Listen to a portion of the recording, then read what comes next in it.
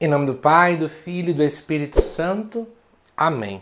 Amado irmão, amada irmã, é com muita alegria que nós estamos aqui para juntos estudar e meditar a primeira leitura proposta pela nossa igreja para a quinta-feira da oitava da Páscoa. Nessa quinta-feira, a igreja nos propõe como leitura um texto que se encontra lá em Atos dos Apóstolos, capítulo 3, versículo de 11 a 26. De antemão, se inscreva aqui no canal e ative as notificações para que você não fique por fora de nada, tá bom? Diz-nos assim a leitura. Naqueles dias, como o paralítico não deixava mais Pedro e João, todo o povo, assombrado, foi correndo para junto deles, no chamado Pórtico de Salomão. Ao ver isso, Pedro dirigiu-se ao povo. Israelitas, por que vos espantais com o que aconteceu? Por que ficais olhando para nós como se tivéssemos feito esse homem andar? Com o nosso próprio poder ou piedade? O Deus de Abraão, de Isaac, de Jacó, o Deus de nossos antepassados, glorificou seu servo Jesus. Vós o entregastes e o rejeitastes diante de Pilatos, que estava decidido a soltá-lo. Vós rejeitastes o santo e o justo, e pedistes a libertação para um assassino. Vós matastes o autor da vida, mas Deus o ressuscitou dos mortos, e disso nós somos testemunhas. Graças à fé no nome de Jesus, este nome acaba de fortalecer este homem que vedes e reconheceis. A fé que vem por meio de Jesus lhe deu perfeita saúde na presença de todos vós. E agora, meus irmãos, eu sei que vós agistes por ignorância, assim como vossos chefes. Deus, porém, cumpriu deste modo o que havia anunciado pela boca de todos os profetas, que o seu Cristo havia de sofrer. Arrependei-vos, portanto, e convertei-vos, para que vossos pecados sejam perdoados. Assim podereis alcançar o tempo do repouso que vem do Senhor.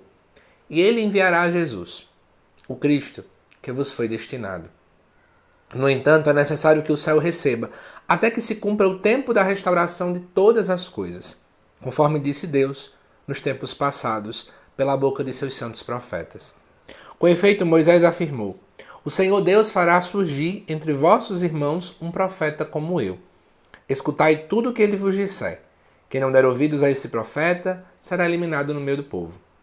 E todos os profetas que falaram, desde Samuel e seus sucessores, também eles anunciaram esses dias. Vós sois filhos dos profetas e da aliança que Deus fez com vossos pais, quando disse a Abraão: Através da tua descendência serão abençoadas todas as famílias da terra. Após ter ressuscitado o teu servo, Deus o enviou em primeiro lugar a vós, para vos abençoar, na medida em que cada um se converta de suas maldades. Amado irmão, amada irmã, a leitura é gigantesca, mas vamos trabalhar alguns pontos para que você possa compreender melhor o que é que a gente pode mergulhar nesse texto bíblico. Em primeiro lugar, você que já tem me acompanhado diariamente aqui no canal sabe que essa leitura é uma continuidade daquilo que foi lido por nós e estudado também na quarta-feira da oitava da Páscoa. Ali aconteceu a cura, de alguém que tinha um problema na perna, uma espécie de um aleijado desde nascença, e os apóstolos tinham realizado a cura. E o que acontece? Agora o povo viu que eles seguiam Pedro e João, veja que o encontro com Cristo leva-nos a essa vida comunitária, a vida eclesial, e o povo se assombra, Ficam ali admirados, o que aconteceu? Nossa, eles são tão poderosos, eles fazem tudo isso, eles realizam curas e milagres, eles têm todo o poder. E aí foram correndo para junto deles para o chamado Pórtico de Salomão, que essa semana também em outro vídeo da primeira leitura eu explorei melhor o que seria esse pórtico. E aí o que acontece? Pedro, é muito interessante o que São Pedro faz, Porque ele diz assim: por que ficais olhando para nós como se fosse a gente que tivesse feito? Acho que nesse tempo em que temos uma evangelização tão midiática, eu fico a refletir quantas pessoas recebem elogios de pessoas que não entendem muito das coisas e ficam dizendo: mas você é isso, mas você é muito isso, você é muito ungido. E aquela pessoa, em vez de direcionar para Cristo, recebe os elogios para si, guarda o elogio para si e permite com que muitas vezes o orgulho chegue até a cabeça. Quantas pessoas não passam por isso? Só que é interessante, é isso que a igreja primitiva fazia.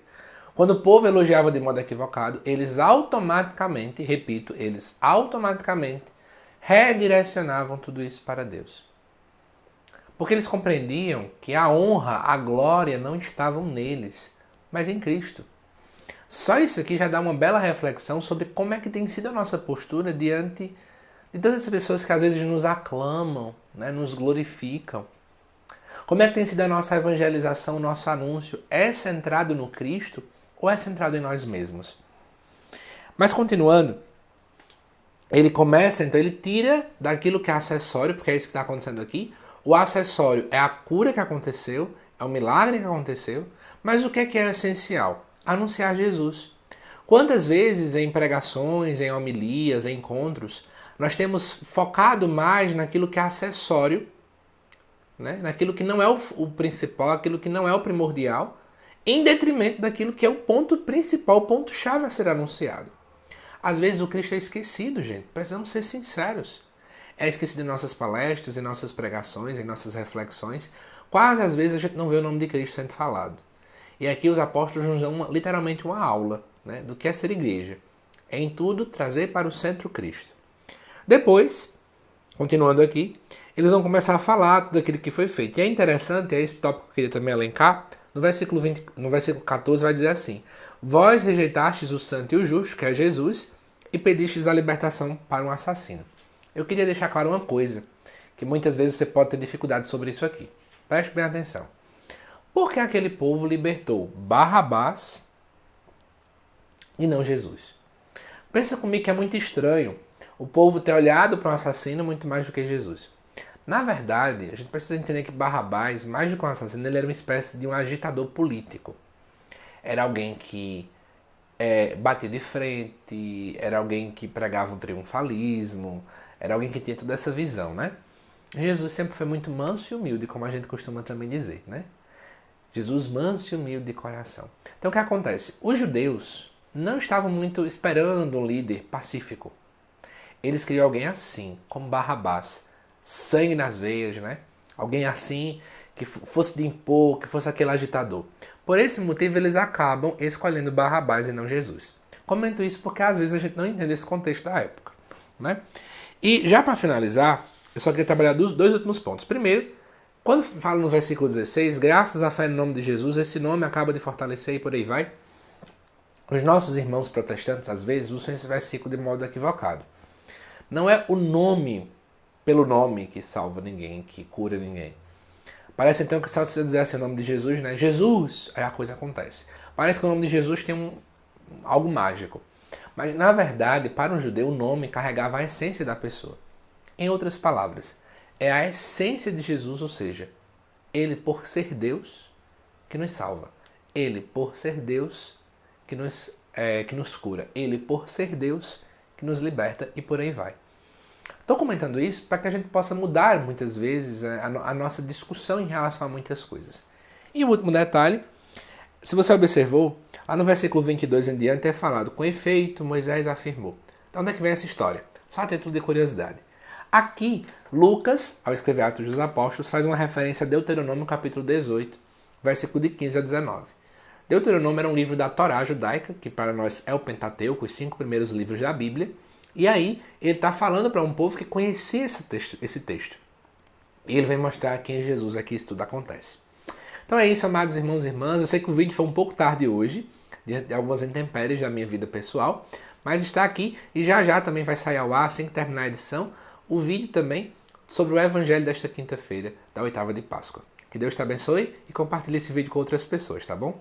Até mais.